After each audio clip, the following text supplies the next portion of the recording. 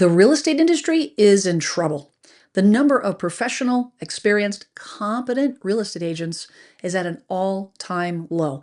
And with the commission shakeup last year, putting a spotlight on what agents charge and the value they bring to the table, it has been made abundantly clear that, in my opinion, about 80% of those agents really just look at you as a walking dollar sign. You're a lead. However, 20% of those agents are highly skilled and they will always put your needs ahead of their own. But how do you know the difference between the two? Well, it is critically important that when you are interviewing them, not to ask certain questions. Knowing what questions to ask will protect you and keep you from losing thousands of dollars and having unnecessary stress. So that's what we're going to get into today.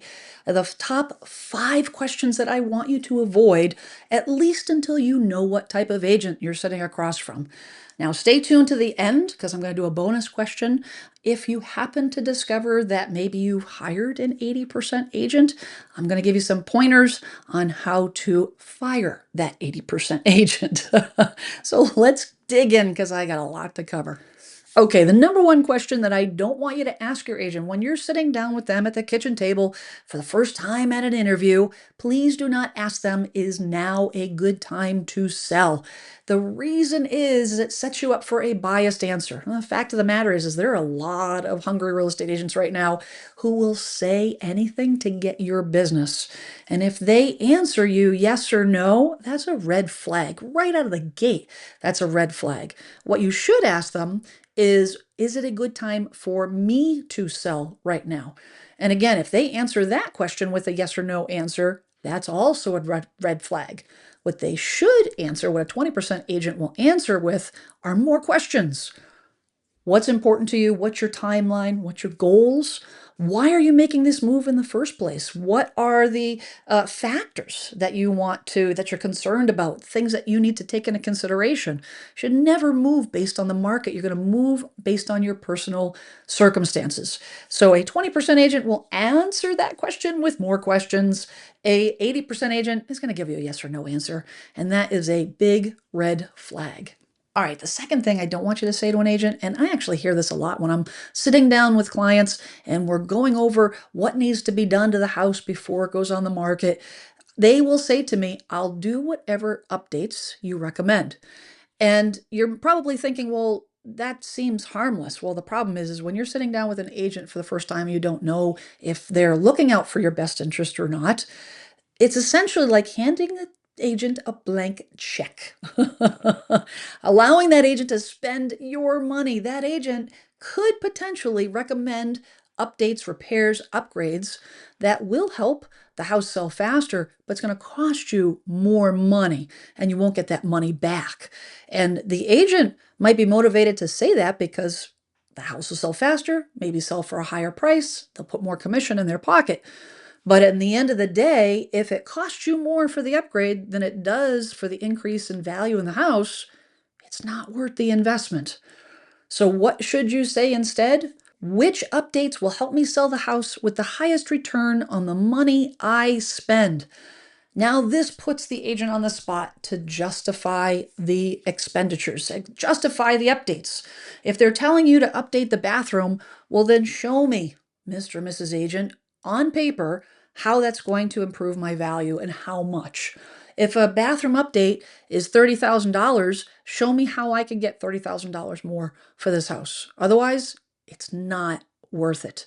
And that is what you want to do. That's going to help you weed out those 80% versus 20% agents. Okay, the third thing that I really don't want you to say when you're first sitting down with them is, and this is kind of a touchy one, I don't want to pay a buyer agent commission. Now, you may be sitting there saying, oh, Jen, you're going to say I need to pay a buyer agent commission. Here's all the reasons why, and people won't show my house and yada, yada. That's not where I'm going with this. Not at all. And you know what? I completely get why the sentiment is that the buyer agent should be paid by the buyer. I understand that 110%. And that is your decision as a homeowner to be able to make that decision. What I don't want you to do is to actually phrase it like that, because what you want to do is you want to find out the agent's level of knowledge, their communication, their negotiation skills, not negotiating against you, but their ability to negotiate and market with the buyers. Because if you have a rule follower, if you have a facilitator, they call a facilitator agent, and you tell that agent, I'm not paying a buyer's agent fee. And the agent says, you know what? Your wish is my command, and that's what I will do. And they don't do that, and they don't know how to market that property without offering a buyer agent fee. You could be unknowingly putting your house on the market and it's a dud. And agents potentially won't show it. It won't be marketed fully. It won't be available to all buyers. And you could get stuck on the market with a price that has to be reduced multiple times before you get a buyer. And we're trying to avoid that. So what should you ask the agent instead? You should ask them, if I don't offer a buyer agent commission, what's the plan to keep my home competitive and attractive to buyers? Now you have stated that you're not a fan of paying the buyer agent fee. You kind of don't want to do that. You really don't want to do that, but you also don't want to get stuck in a situation where the house sits on the market for months and months and months. Now you're putting that agent on the spot. You are asking them, how could we position this? What could be done to give my home the most exposure, but not cost me money on the buyer agent fee side? And that in itself is going to be a display of experience. It's going to show you the competence of that agent, the professionalism. A unprofessional agent is going to become defensive. Right out of the gate, they're going to be defensive on this is the way it's always been. And you know what? In this area, houses don't sell without buyer agent fees being paid, yada, yada. A professional agent's going to sit calmly and say, you know what? I'm going to show you how this works. And let me show you what the options. And then you decide what the options are because Mr. Seller, Mrs. Seller, you're the captain of the ship. This is a very, very telling question and will open some doors. It'll make it very clear on what type of agent you're sitting across from, a professional agent or an unprofessional agent. Now, going through this process, it is sometimes hard. You may go through all these questions and you have still no idea whether you're sitting across the table from a 20% agent or an 80% agent. Well, as I mentioned earlier, I've been in this business for almost 30 years and I have come across a lot of 80% agents.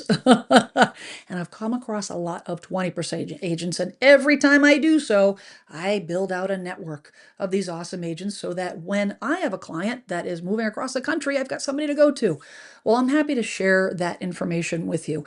There is a link in the description. Fill that short form out. I will get back to you via email with some more questions, whether you're looking for a listing agent or a buyer's agent, and then I will match you with the right agent. Now, I vet all these agents out personally. I do not go on Zillow. I don't just open up the local Rolodex, my electronic Rolodex, or whatever, whoever's in my company.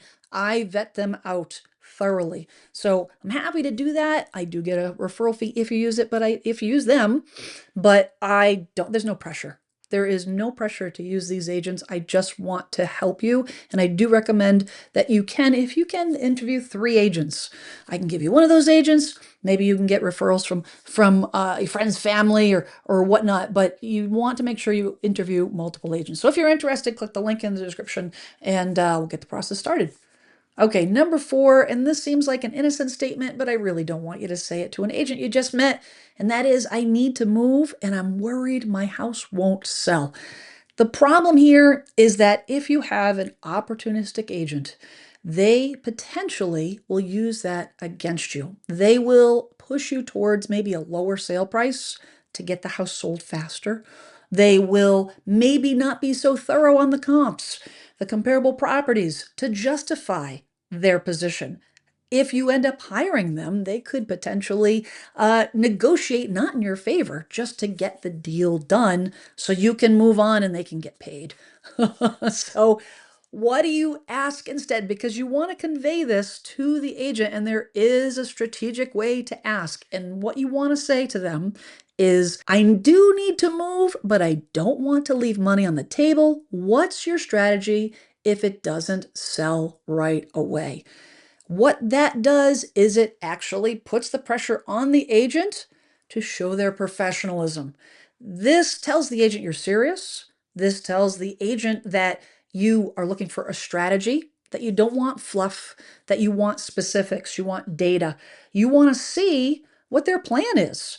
If you're in a market that the market's starting to soften, which is happening across the country, and you put the house on the market and the market softens while it's on the market, what's the plan? You need to make sure you don't get stuck there. What are they going to do? They need to be able to articulate that value. And that could not be a clear indicator of what type of agent you've got sitting across the table from you. And then the last thing that I don't want you to tell an agent, especially on the first meeting, is please do not tell them your bottom line number, the number that you need to walk away with, even if you're buying another property.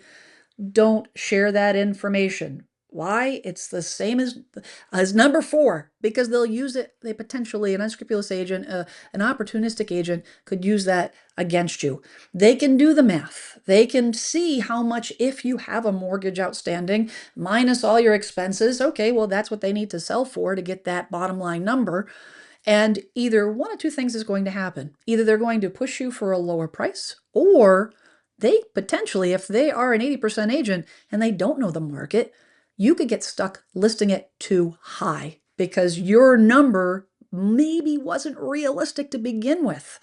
And the fact of the matter is a good agent, a professional agent, won't even ask that question. They won't even be interested in that information until after the fact, until well into the process. When you get to the point of the final negotiation between a buyer and a seller, and they really want to make sure that your goals are met. But until that point, that information is irrelevant. So what can you ask instead to convey a similar feeling, a similar question? Well, you can say to them, I have a bottom line number in mind, and I want to know your valuation and marketing strategy. This puts the agent on notice. It puts them in a position where they need to demonstrate their value. They need to put together a marketing strategy, evaluation strategy. A lot of 80% agents don't. A lot of 80% agents will put together a CMA, comparative market analysis. And it's just the numbers. It's a few comps. This is what I think your house is worth. We'll put it on the market. We'll do an open house, see what happens. There's no strategy. It's all just throwing bubblegum against the wall and seeing what sticks. And if it doesn't sell, we'll lower the price. That is not a strategy. They're trying to get a listing. A strategy is, this is what's going to happen first. If this doesn't happen, then we'll do this. Then we're going to do this, so on and so forth. That's how professional agents operate. When an agent starts going through that strategy, and typically, sometimes it's one visit, sometimes it's two. I personally like a 2-part visit where I go see the house first, and then I come back for a second visit, and we go over valuation and marketing strategies after I've had a chance to digest all the information that I've collected. Some agents, some areas, especially if there's areas that the houses are not remarkably different from one after the other, absolutely it is more common for a one-stop visit. So it really depends on the area that you're in, but this is a critical step. The most important thing is don't reveal your bottom line number. Down the road, when you have determined that this is a 20% agent, when you have trust that you know that they are operating and their every decision they make is in your best interest and they're negotiating in your best interest, then that's the time when you reveal the bottom line number, but not early on in the process. You want to keep that information yourself so that you can get some unbiased, unaffected, real numbers on whatever that agent brings to the table. Now, you've watched this video and you might be thinking to yourself, shoot, I hired an 80% agent. What do I do now? Well, as a bonus, I'm going to give you a few tips on how to fire an agent. And this is typically when I talk about this, agents don't like it very much. I don't really care. I really want you to be able to advocate for yourself. One of the things that I would say, number one, is if you are in a signed contract with an agent, either on a listing side or a buying side, what you need to do is read through that contract very carefully. When you sign a contract, You want to make sure that there's no stipulations that there are any cancellation fees, reimbursement fees of any kind. It is part of our job. It's part of being in this business that we do a lot of pro bono work. Sometimes you put out money for photography and staging and all the things, and you know what? If the house doesn't sell, then we don't get paid, and that's part of the cost of doing business. So it is not necessarily normal to have that language in there. And honestly, if you see a contract with kind of reimbursement fees, I would interview multiple agents and get copies of their listing contracts to compare, because I suspect that it won't necessarily be apples to apples.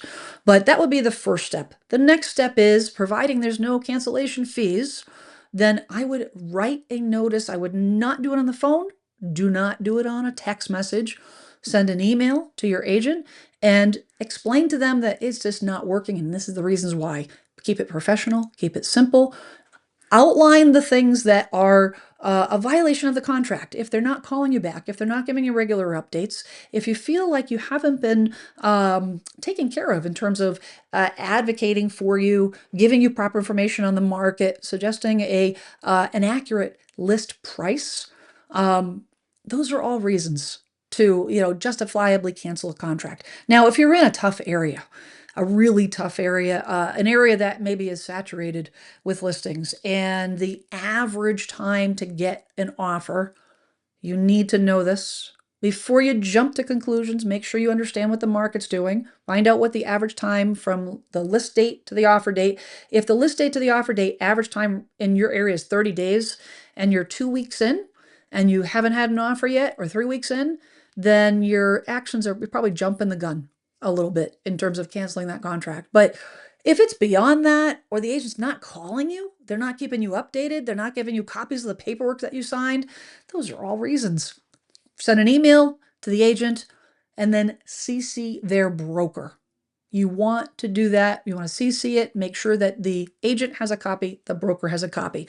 Now, at that point, a lot of agents will say, you know what, it's not working for me either.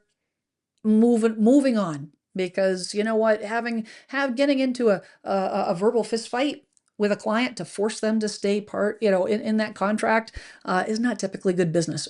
But there are 80% agents that will fight back. Again, there are a lot of hungry agents that have got nothing to lose, and they will bully. I hear it. People reach out. I have you folks reach out to me all the time, send me emails and questions about, this is the situation I'm in. So I know this is happening. My advice is to stand strong and push back. Do not let them bully you into staying into that contract. Another strategy, if they don't let you out at that point, I would consult with a real estate attorney. Now, if you have a family attorney that can write you a letter, on their letterhead, they can draft a letter and send it on your behalf. Usually when you get an attorney involved, the broker's not going to put a fight up. The agent's not going to put a fight up. Why? Because it's a black mark, number one, on their record. Number two, the agents seldom win. When you take this to small claims court or any type of legal proceedings, the agents never walk away with money or otherwise. They're going to end up on the losing end, and 99.9 times out of 10, they're going to let you just walk away. But you've got to be firm and not let them bully you. And this is the things that I've heard as feedback from you folks, is that the agents are bullying. And I would say, please don't allow them to let this happen. And if you do get bullying letters, again, consult with a real estate attorney. And typically at that point, you can move on. The other thing that I would say is that you cannot be in two contracts at the same time. So if you're interviewing agents and you already have an agent that you are planning to break the contract with, you cannot sign anything. You cannot, that second agent can't do anything until the first contract is completely null and void, until you've been released from that first contract. Only then can you enter into a second contract. And the second agent will know that for sure. They're a 20% agent, they'll understand it. But the biggest thing that I wanted to bring up on this is that you don't have to stand for it. You don't have to deal with it. If the agent isn't doing well by you, you're paying a lot of money to these real estate agents. You deserve value. You deserve to be cared for. We're not miracle workers. I wish we were. And if you're in a situation where the agent is, I hear it from my referral partners from time to time that they're just, it's a, certain parts of the country is tough. It is really tough right now. And if they're doing everything that they possibly can, and the house is still not being sold, you're probably you're not the only one. If all the houses haven't sold in your area, yeah, unfortunately, we can't, pull the Excalibur sword out of the rock. But communication that's not determined by market. If it's a bad market, good market, doesn't matter. An agent should still be communicating with you what's going on. So you at least understand. You may not like it, but at least you'll understand. Now, if you want more information about this topic, about how to interview and find the right agent, protect yourself in the process, you're going to want to check out these videos. I'm Jen Sylvester. I'm here to help you be a savvy home seller.